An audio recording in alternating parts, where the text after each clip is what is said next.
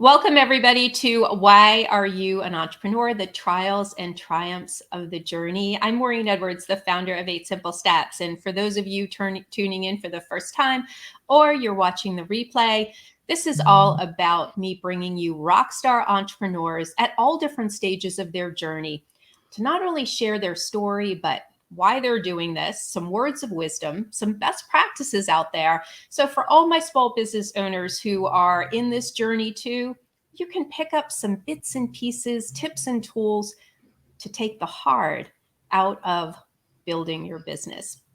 Tonight is no exception. In fact, I say it, I think, every week. I've got rock star Melissa Bottorff Arey. Did I say that right this time? Pretty close. She is the founder of The Leftover Pieces.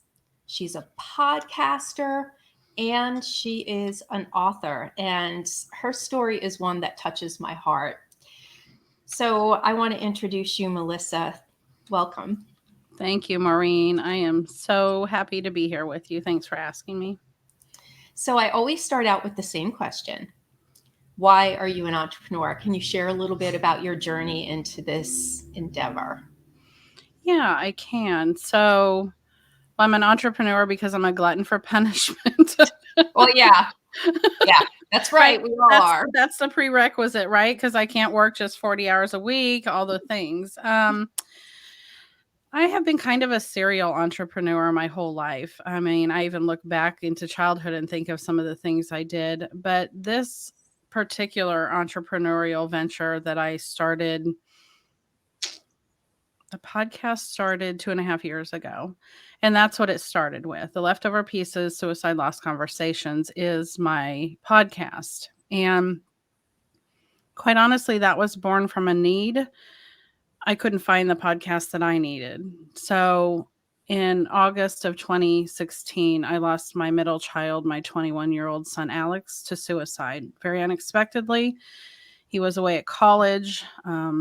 He had had a few, what I considered or thought at the time to be normal stresses for a 21-year-old, getting ready to tackle his third year of college. And he was in a fraternity and he was in a rigorous academic environment, and he had gotten himself a little overwhelmed, but it seemed like normal overwhelm to me. And we were very in contact, and he was home for 5 of his last 6 weeks. And then he went back, and 7 to 8 days later, he was gone. And quite honestly, I talk about being shattered, but I don't have any words that are better for it than it just shattered me. It cracked my world wide open. And I had to figure out what to do for a number of years and felt quite lost, Maureen. I couldn't find the support that I felt like I needed when I couldn't read books because I couldn't concentrate long enough to read a book. I'd read a sentence or two and just stop and think, what in the heck did I just read? And so I turned to audiobooks and podcasts as a way to consume my information and to try to learn as much as I could and find comfort in all the things we need to do when we're grieving such a significant loss from such a complicated way to die. And I couldn't find the podcasts I needed. There were a few older podcasts with a few episodes in the world out there on suicide loss, but that was it. And so I just kind of 3.5 years in, having waded my way through the best I knew how, decided that there needed to be more hard conversations. There needed to be more awareness that grieving shouldn't be something that's as stigmatized as suicide and as mental health. And so it just kind of landed in my heart. And that's why I do what I do. It's grown to be more than that. It's grown to be, now I'm a master certified grief coach, and I'm training to be a funeral officiant and all of the things, but I also have support groups and I've written books. And so from the podcast grew, and I didn't know where I was going to go when I started. And when I started, this lends to the entrepreneurial journey, because when I started, it was just about me creating something that other moms needed and being able to provide a resource. And I remember saying, if I can help one mom, just one. Yeah. And I didn't have any plans to do some of the things that I do now, just because in my mind, I wanted it to be strictly organic reach. I wanted people to find me if they needed me. And in my innocence and ignorance and naivete that I had at the time about this world that I now walk in, I just thought that would happen. I didn't think about things like marketing and the things that, you tend to think about in other entrepreneurial ventures. And so it has changed for me over time, as far as how I approach it. And it's become a full-fledged entrepreneurial business that I hope to be doing full-time within the next 6 months to a year. Right now, I do it part-time I do it part-time. Yeah, I don't think it's part-time for what I've seen, all the work going on. And so do you have that real job, the other part-time? Yes. So the two full-time jobs is really what it amounts to, right? It Yeah. does. It does. But your story is so hard because, and I get very emotional, and I've heard your story before, but every time I do, it hits me very hard. But your journey is how a lot of them start. Maybe not so tragically, but you see a need in a market that people need, like yourself, and there's a gap there. It's not there. And that's what entrepreneurship is about, saying, you know what, I'm going to take the risk. I'm going to fill that gap because it's needed. And it's a tough conversation. It's a tough situation. I want to ask you, what has been the greatest challenge in entrepreneurship? And is it because of the topic that is the challenge? So I'm just curious, what have you found, owning your own business has been the hardest part? Well, it has been the biggest challenge that I have, and some of it's because it feels like the biggest challenge to me, is the marketing. And I use that word, so it almost feels bad coming out of my mouth because I don't feel like I market, at least not from a traditional pyramid or funnel standpoint that a lot of people would think of learning to be an entrepreneur, and you have all these systems you follow and all the funnels you do. Mm-hmm. And I have done this business, and I've done some of that for other businesses, other entrepreneur businesses, but if it doesn't fit or feel right in this business, everything I do has to be something that I feel is 100% authentic and right. And so I look at it as wanting to expand my reach and wanting to become more available to the people that need me. Yes. And that feels easier to talk about to me than marketing. How do I expand my reach? How do I become more findable? How do I become more searchable? Simply because I want those moms that need me, and it's not just everything I do in my community is for moms, the support groups, the classes, the trauma healing, the membership community. But the podcast is, and will, at least I foresee it remaining broader, just to suicide loss. So you can have lost a spouse, a friend, anybody in the podcast is relevant because I talk to people of all losses within the suicide loss world. But in my community, I'm specifically targeted towards moms because that's my wheelhouse. That's where my heart is.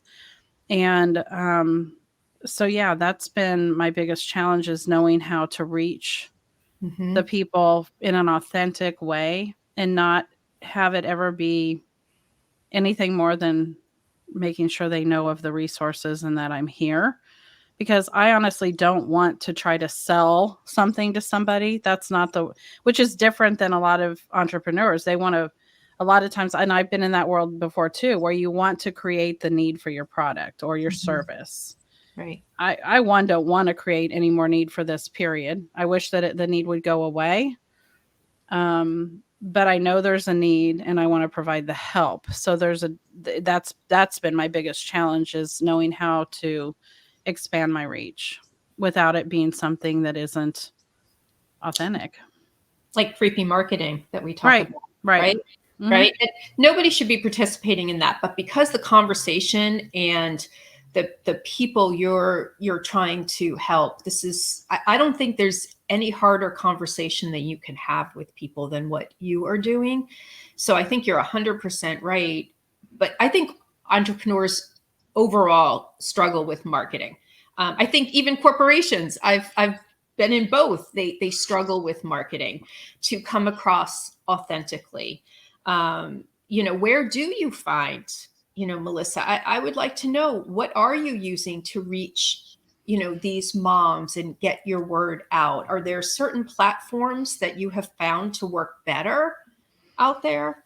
Yeah, I have, and it will be counterintuitive to some of what you tell people, Yeah. because it is a different business than so many. But I have to find moms where they are, where they're existing and looking for support and looking for connection, if you will. And unfortunately, I say that because that's just how I feel about it. Unfortunately, a lot of that is like Facebook, Mm, because if you take a mom who's lost a child to suicide, by sheer age, she's going to be at least mid 30s. I wish I could say older, because if you age their children, that's still a pretty young mom with a pretty young child. mm, But at least mid 30s, if not most of the time 40 and up. right. And so when you talk about the age, which I'm definitely 50 and up, so if you talk about the age profile, that is just where a lot of them are at. That's where they're looking for, and there's a lot of groups. Mhm. The problem with a lot of the groups on Facebook is, that becomes a heap of mess. I just think there's a lot of drama on Facebook. I'll just call it for what it is. And so I avoided it for a very long time, just because I didn't want to be a part of that drama in this world. And I came to find that if I just did things a little bit differently, that I could. And so I say Facebook is what I use a lot, but Instagram is my main platform. It's worked the Mm, best for me. I don't know why. hmm.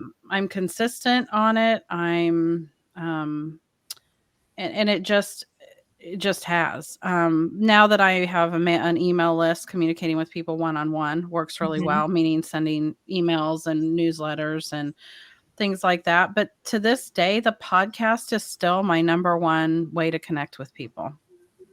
And it's been around for 2.5 years. I'm in season 4. There's over 100 episodes.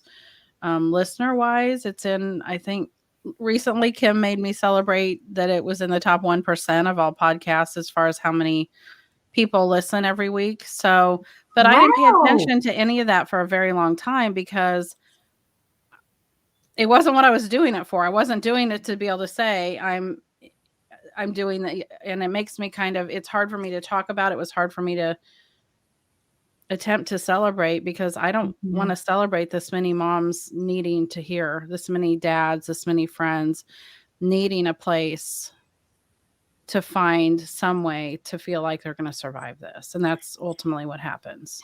I can totally see where what you're doing, there is a little bit of a conundrum. You know what I mean? Versus maybe other people, obviously, who are not in such a sensitive, really tragic situation. And I think the hard part for me is, God, this is going to sound terrible. The epidemic of suicide, it's like, you're here at the right time, right? Isn't that what businesses, it's, the right time, the right moment, but how unfortunate that you had to be doing this and being able to help this many people. But the epidemic, I'm very distraught at how much it's increased. And I guess I'm going to ask you what it maybe, and maybe you can help me understand, but what do you think is kind of that root cause to seeing such an increase? And what should people be looking for or trying to fix this? Well, there's not one root cause, but I will tell you that, I mean, you have to peel this back prior to the pandemic. We're just starting to see the numbers from the pandemic, and logic would say, some people might be like, why is she talking about the pandemic? Because during the pandemic, suicide skyrocketed. However, it was already at an all-time high in a lot of prominent age demographics before going into the pandemic. Alex died in 2016. That was well before the pandemic. Um, but we are just now starting to see the numbers, because they usually lag about 3 years, as far as reporting goes. And suicide still isn't reported as the way it should be. Many people don't don't end up with a suicide on a death certificate, even though it may have been a suicide. So the numbers are always hard to follow. But when you, and I think over the last decade that we've seen such heavy increases and spikes, you're looking at a generation. You have to point the finger at technology a lot, as much as I don't want to, as much as that's hard to say out loud.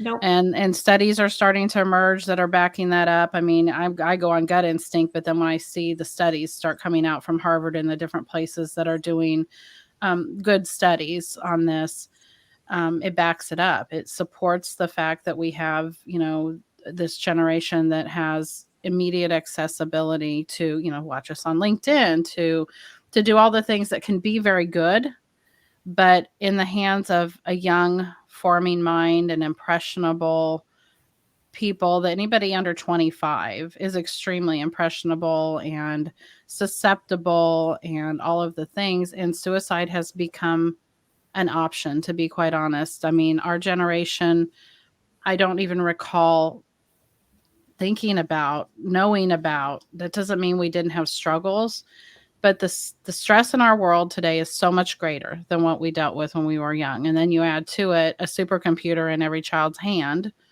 with access to everything, including bullying and all the things that occur by having these devices in their hands.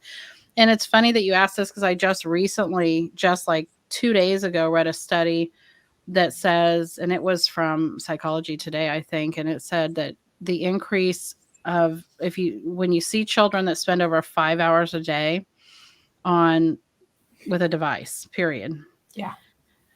The increase is as much as 20% more likely to consider or die by suicide than the children that spend less than 5 hours a day. And I say that because now that, you asking what you did, I suddenly think this is the possibility for some people that don't know that, some parents that don't know that, to more carefully monitor their screen time of their children.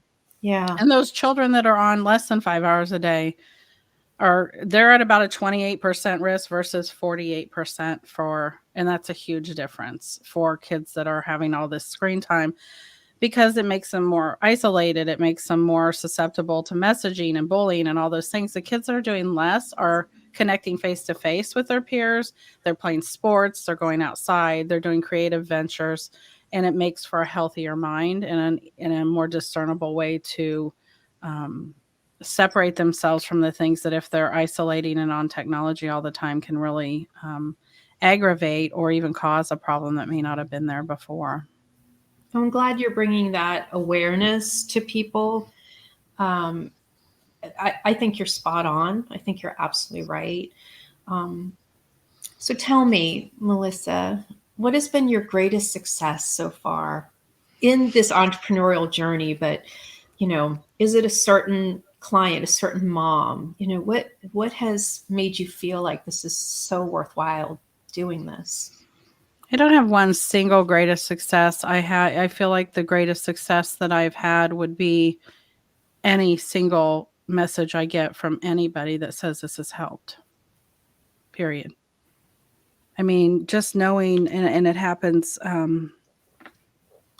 lot, and every single one of the messages touches my heart. Every single one of them usually makes me cry, but that's okay. And just knowing that somehow them finding a connection that has somehow given them hope, that's it. That's my greatest success there. It's not the other things. Being an entrepreneur means you're in business, right? So this is the touchy, tricky part with the kind of business that I'm in. Anybody that's in a mental health forward business or this type of a loss and grief business, I think they struggle with the same things of, how do you charge people? I remember my husband asked me that in the beginning. How are you going to grow this to where you charge people for things? And it's hard. At first I said, how will I do it full time if I don't? And then I said, wait, we don't feel bad paying our psychologists to go, that we expect them to charge us something. And so I've had to get over that hurdle emotionally, because it is a heart-driven thing. My brain can absolutely separate them out and understand why anybody providing a service and spending their time and resources and getting educated and all the things I'm doing, how that deserves an income.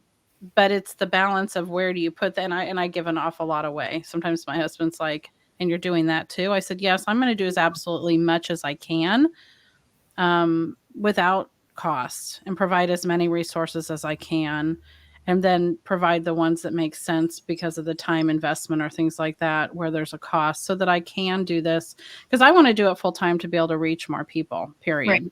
I Right. could keep my other job. I could go back to being a chef. There's a whole lot of things that I would love to do. I'm driven to do this. So there's a difference. So I just keep the loves, the things I love to do for hobbies now. And it's hard to say I enjoy this. No, you don't. You do and you don't. That again, the conundrum, right? It's fulfilling. Yeah. It feeds my soul. Yeah. It's really hard to say I enjoy this because I don't. I don't want to enjoy this. I take it No. very seriously. That doesn't mean I don't enjoy the company of many of the people that walk this path with me, because I do. And that's where that comes in, is I absolutely enjoy spending time with and getting to know these women. I absolutely hate the reason I know them, and they hate the reason they have to find me. And Right. that's just part of that. I call it a duality. There's a lot of dualities in this Mhm. world. Yeah. I think, just hearing this, I can see where you are torn. But I said, you can't help as many people as you want if you don't charge. So look at it that way.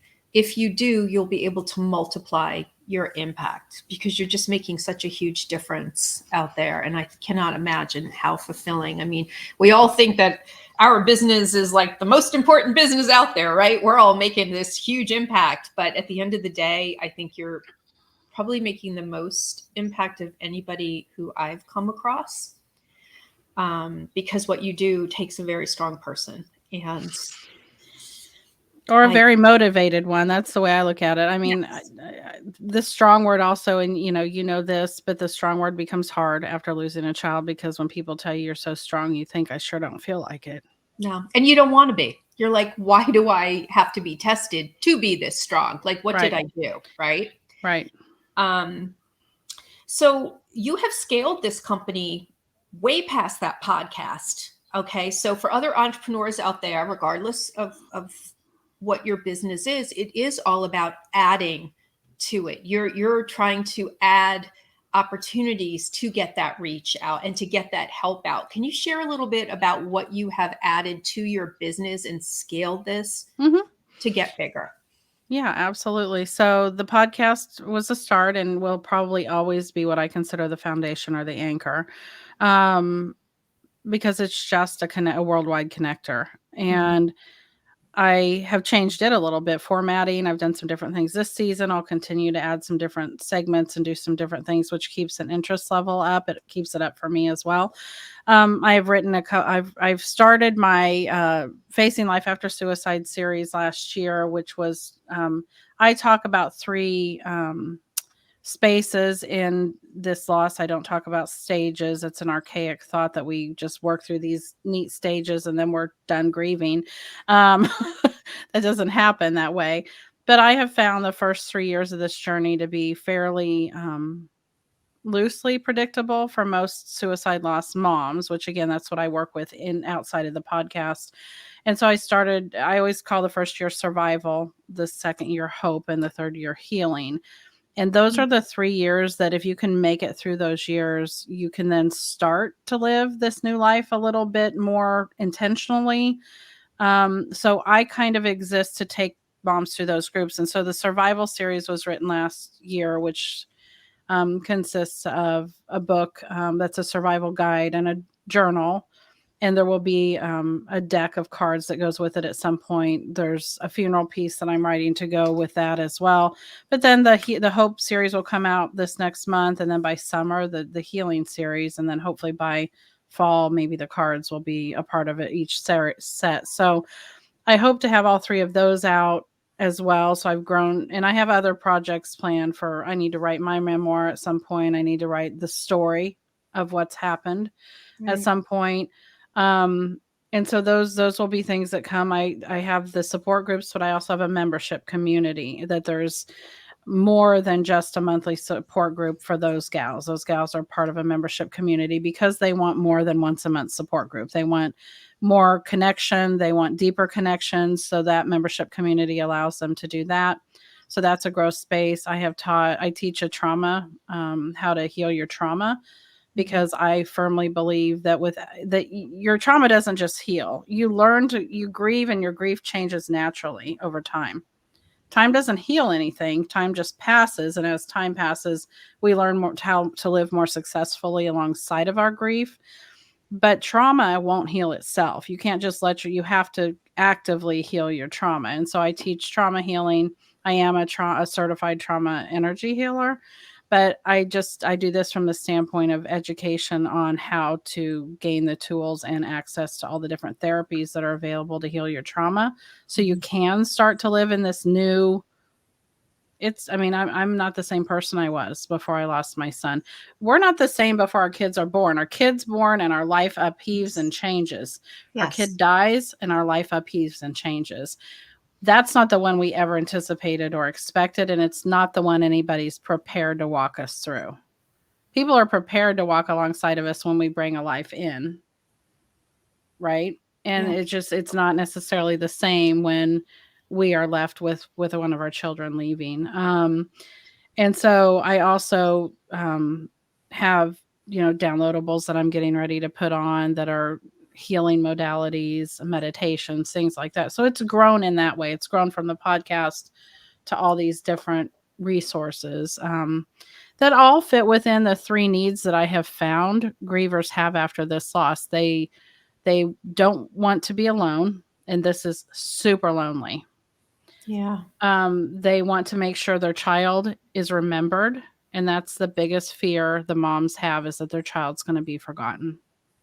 We all have that fear. We think, I just want my child to be remembered. Our living children are still having their life. They're still creating their legacy. So I've created a legacy project that I do with moms to help answer that one. And then the other one is to have resources from the time of loss on. And so that's where the books fit in, and all the other tools, the classes, the things like that, so that I can answer those 3 needs, because that's just what needs to happen. So can you tell people how to get a hold of you, how to get your book, how to inquire about membership or sign up? What is your contact information? It's super easy. Everything is at theleftoverpieces.com. It's at my website. I'm on Instagram, I'm on Facebook, I'm on LinkedIn, I'm on all those things as The Leftover Pieces, with the Leftover Pieces. But it's just theleftoverpieces.com, and they can find all of it very easily on that website. There's links for the podcast. There's links to go to find support. There's links for resources. And I think I've worked very hard to make it easy to find, if you get on the website, to make it navigatable, even through the brain fog that I know most of us grievers have. So. And I did go to your website, and it's absolutely beautiful. It's being improved even as we speak. The resource page has been kind of my neat, because as I added more, it was just becoming this monster, this of just so much. And so it's being cleaned up as we speak to be much prettier and more navigatable, because that's huge. I want to be able to provide, because if somebody finds their way to my website and they say, but she only helps moms, that resource page is where other people can find where they need to go for, if I can't help them, outside of the podcast. Yeah, somebody else. Mm-hmm. Yeah, you have that available. Mm-hmm. So one last thought. For entrepreneurs who may not be on this type of journey, but are very impact, mission focused, in that situation where it sometimes feels like, how can I be charging for this? We get a lot of people who are like ministry, and they have those type of businesses. What would you recommend to them as an entrepreneur who they may be struggling like you? I think the biggest thing I can offer, besides don't do anything that is unauthentic, stay very authentic in everything that you do, drive it from your heart space, and that will be your guide. But the biggest recommendation I can think of is to find a community of other entrepreneurs that you can walk alongside. And that for me, even though a lot of times I feel like the redheaded stepchild in our group of entrepreneurs, because what I do is prickly and it's hard. And so a lot of people don't want to touch it with a 10-foot pole, which is part of what I'm trying to fight out there in the stigma. Yeah. But because of that, I also have found the uniqueness of entrepreneurship can be so lonely. Oh, And yeah. without a community, without, you're not going to the office. You don't have, I mean, if you are, it's in your bedroom or wherever, and you don't have a crew of people around you and a whole company and your office mates and all that to bounce ideas off. And most of the time we're wearing all those hats. We're the boss and we're the secretary and we're For the all of it. fill in the Yeah. blank. And so without a community of people, we not only get in our way, but it's easier to slow down. It's easier to quit. It's easier to make mistakes. It's not that those things don't exist if you don't find a community, but they're easier. They're so much easier to wade through with a support system. And for everybody that may look a little different, but within these communities, you can find masterminds and you can find all sorts of things that keep you on the straight and narrow and doing things in a way that is not only ethical and moral, but productive. Great advice. Great advice. And, you do need, regardless of what type of business you have, it is very isolating. So I 100% agree. Get a community of like-minded people who can understand what you're going through. Maybe not specifically a business like yours, but just the entrepreneurial part. So exactly. And for me, being in this entrepreneurial community where I am kind of alone in that a lot of people are not, most of the people we associate with are not in the grief and loss space.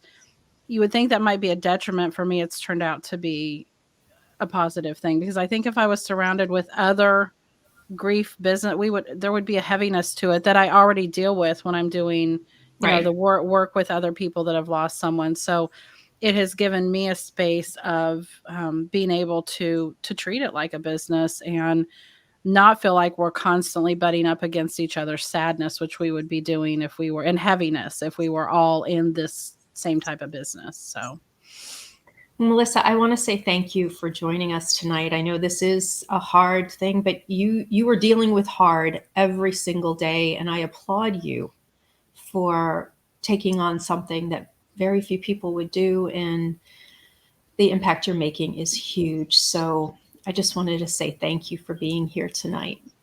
Well, thank you so much for having me on and letting me talk about it, Maureen, because I appreciate that a lot. To me, that takes a bravery in itself. Some people wouldn't want to talk about something that's hard to talk about. So I appreciate you giving me a place to talk about it.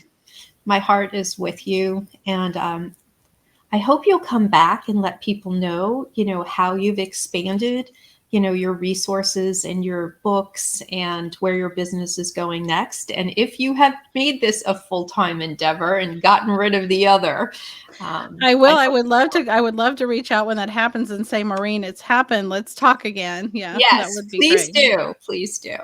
Yeah, I will. Well, everybody, that concludes our Why Are You an Entrepreneur? A little bit different tonight, but so incredibly worth it. I'm Maureen Edwards. And if you need anything with starting your business, building your business, scaling your business, please just reach out to me at 8simplesteps.net. You can go ahead and direct message me on all of the platforms you're watching this right now. And this has been a hard one for me, Melissa, but I just want to say, everybody out there, I think be kind to each other. Okay? Be kind. All right. Good night, everybody.